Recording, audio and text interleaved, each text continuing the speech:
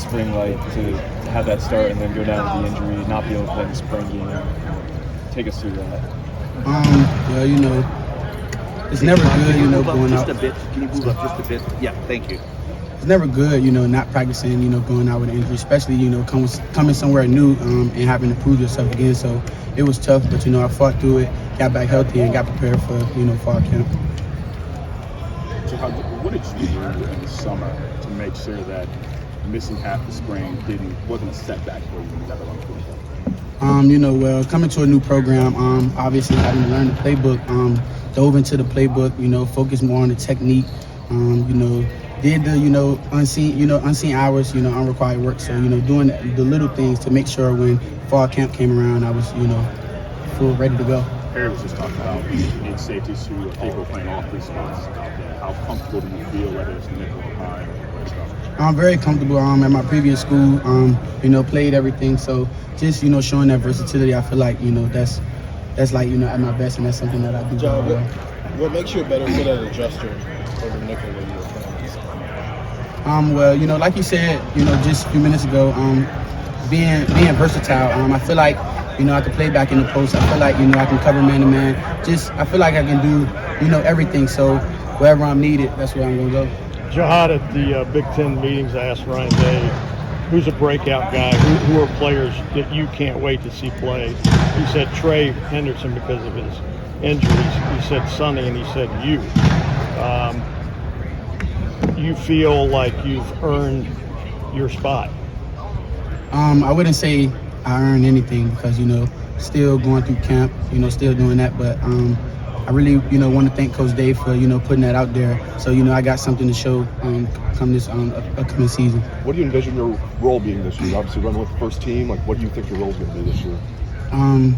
Just being out there one of those, safety spots and doing what I got to do when it comes time. When you transferred from Syracuse, was Ohio State like the runaway favorite from day one? Was it a tough call between another school and Ohio State? Just take us through your decision there. It was, between a couple schools. Not going to really, talk too much on it because I'm here now and I'm, happy with my decision. But it came down to, 3 schools, and I felt like this was the best fit for me. When you talk about versatility and being able to play all 3 spots, do you feel like you play all 3 of them evenly, or do you think that maybe deep down there's one that you're better suited to? Really, I feel like, I can play, anywhere, whether it's nickel or one of the high safeties. I feel like, all of them, I have my strengths and weaknesses, and the things that I'm not so great at, definitely, attack those things more, and also tune up the things that I feel like, I do good at. You mentioned moving around a little bit at Syracuse. That versatility you have there, is it something that you got to Syracuse with, or something you felt like you had to develop? Well, in high school, always, guys are two-way athletes. So, I felt like, playing way back in high school, actually played corner. So kind of, making the transition to safety, like I always, had that versatility, speed and being able to, track the ball and things like that.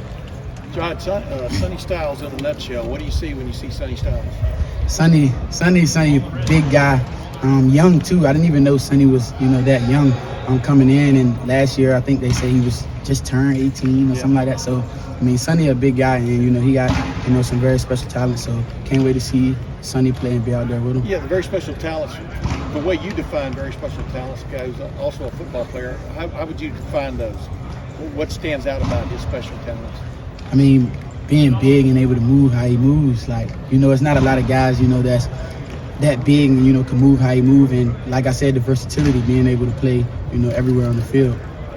Going back to that injury, when do you know that it wasn't that serious and that you'd be able to come back? In the moment, were you fearful that it could have been way worse?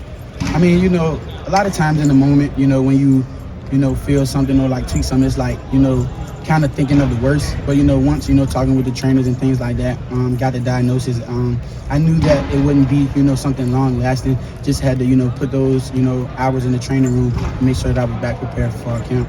John, what's been the biggest difference between Syracuse and Brown? Is it just the overall talent on the roster?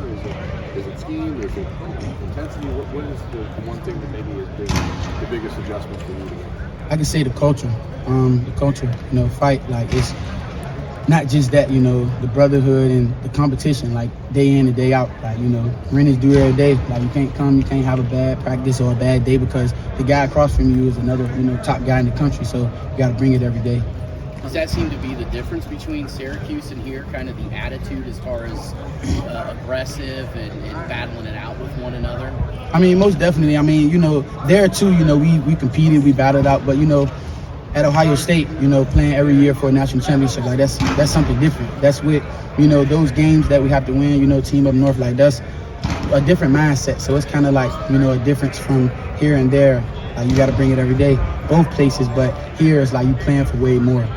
You just said team up north. How long did it take you to kind of get that stuck in your head that you don't say that dreaded word? Yeah, I struggled a little bit. I wasn't really, you know, saying it in the facility. I didn't really, you know like the whole, you know, thing behind it. But, you know, like looking at it, it's like it's something serious. And, you know, all the things that we do, you know, leading up to that game, like, got to make sure that we come out on top. Jim was saying, Coach Jones was saying the other day that he feels it for you that adjust responses you process really well. Is that experience? Have you always been like that as a player? Yes, sir. Like I said, like even coming into college, you know, you gotta. I'm the type of guy, you know, I gotta get, you know, like live reps at it, you know, things like that. But, you know, once I, you know, get a grasp of it, got to put the extra work in, and, you know, I get rolling because of the experience. What are some of the things you've done since you joined the program here to kind of the extra work to help you process things, understand things quicker? Is it just like a lot of film, or what are the things you do? Yeah, maybe the main things, just, you know, watching more film and, you know, looking over the playbook, you know, just minor things. Is there somebody on the team? I mean, I think Lathan obviously is the most experienced, but that helped you as you tried to process things when you, like you said, you learn better when you're on the field. You couldn't be on the field that back half of the spring. Somebody who helped you more to help process and understand the defense as you were off the field? All those guys, Lathan, Sonny, Proc, like, you know, all those guys made sure that, you know, I was good because in our room with Coach Eliano, like, we held to the standard. Everybody got to know everything. So, you know, not one guy just know, you know, just one position. So all of those guys, you know, helped me on the way, and then me putting in the extra time, watching film and going through the playbook also.